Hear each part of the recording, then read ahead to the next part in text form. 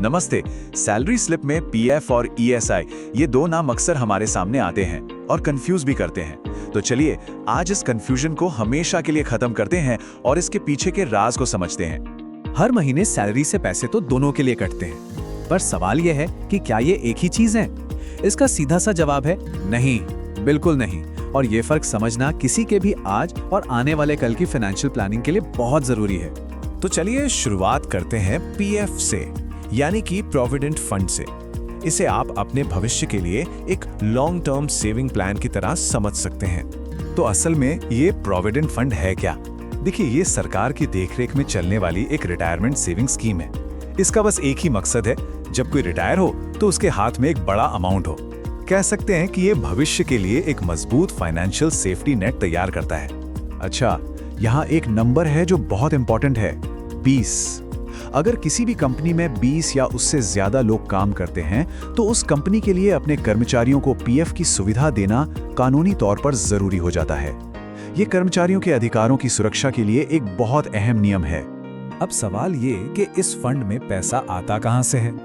ये एक team effort जैसा है। बेसिक सैलरी का एक हिस्सा कर्मचारी के पीएफ अकाउंट में जाता है और उतना ही, बिल्कुल उतना ही हिस्सा कंपनी यानी एम्प्लॉयर भी जमा करता है। इसका मतलब ये हुआ कि हर महीने की बचत लगभग दोगुनी हो जाती है, जिससे भविष्य और ज्यादा मजबूत होता है। चलिए, पीएफ की बात तो हो गई, अब आगे बढ़ते हैं और दूसरे बड़े नाम ईएसआई पर आते हैं। अगर पीएफ भविष्य की बचत है तो ईएसआई वो आज की स्वास्थ्य सुरक्षा के लिए है। ये एक तरह का हेल्थ और मेडिकल इंश्योरेंस है। ईएसआई यानी एम्प्लॉय स्टेट इंश्योरेंस एक सोशल सिक्योरिटी की तरह है।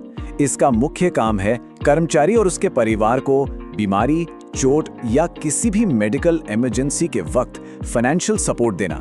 मतलब ये पूरा परिवार के लिए एक हेल्थ सुरक्षा कवच की तरह काम करता है। हाँ, एक बात और, पीएफ से अलग ईएसआई हर किसी के लिए नहीं होता। ये उन कर्मचारियों के लिए अनिवार्य है जिनकी सैलरी सरकार की तय की गई एक सीमा से कम होती है। ऐसा इसलिए किया गया है ताकि कम आय वाले कर्मचारियों को जरूरी मेडिकल देखभाल आसानी से मिल सके। तो ईएसआई से फायदा क्या क्या होता है? इसके बेनिफिट्स बहुत सीधे और जरूरी हैं। कर्मचारी और उनके परिवार को मेडिकल ट्रीटमेंट का कवर मिलता है, महिला कर्मचारियों को मैटरनिटी बेनिफिट्स, और अगर काम के दौरान कोई दुर्घटना हो जाए तो उस सिचुएशन में भी फाइनेंशियल मदद मिलती है। तो अब तक हमने पीएफ और ईएसआई दोनों को अलग अलग समझ लिया। चलिए अब इन्हें आमने सामने रखकर इनके सबसे बड़े फर्क को समझते हैं, और वो फर्क है बचत और सुरक्षा का। अगर बिल्कुल आसान शब्दों में कहें तो पीएफ का पूरा फोकस है भविष्य के लिए पैसे बचाने पर। ये एक लॉन्ग टर्म इन्वेस्टमेंट है जो रिटायरमेंट पर मिलता है। वहीं दूसरी तरफ ईएसआई आज की हेल्थ सिक्योरिटी के लिए है। इसके फायदे तुरंत मिलते हैं जब भी कोई मेडिकल जरूरत पड़ती है।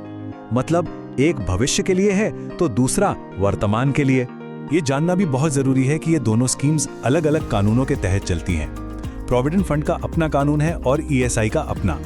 इसलिए कंपनियों के लिए इन दोनों का पालन करना सिर्फ जरूरी नहीं बल्कि कानूनी तौर पर अनिवार्य है। तो फिर सवाल उठता है कि कंपनियों के लिए इन नियमों का पालन करना यानी कंप्लायंस इतना जरूरी क्यों है?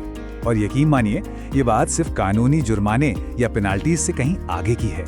और यही सबसे जरूरी बात है।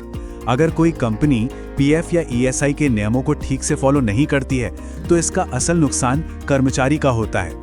जरा सोचिए, रिटायरमेंट के वक्त पता चले कि फंड तो ठीक से जमा ही नहीं हुआ, या फिर किसी मेडिकल इमरजेंसी में हॉस्पिटल का बिल चुकाने के लिए कोई कवर ही ना हो। ये सीधा सीधा किसी की फाइनेंशियल और हेल्थ सिक्योरिटी से जुड़ा मामला है। तो इस सारी जानकारी के बाद एक सवाल खुद से पूछने वाला है, अगली बार जब सैलरी स्लिप हाथ में आएगी तो क्या पीएफ और ईएसआई की कटौती सिर्फ एक नंबर की तरह दिखेगी, या फिर भविष्य की बचत और आज की स्वास्थ्य की गारंटी के तौर पर? सोचने वाली बात है।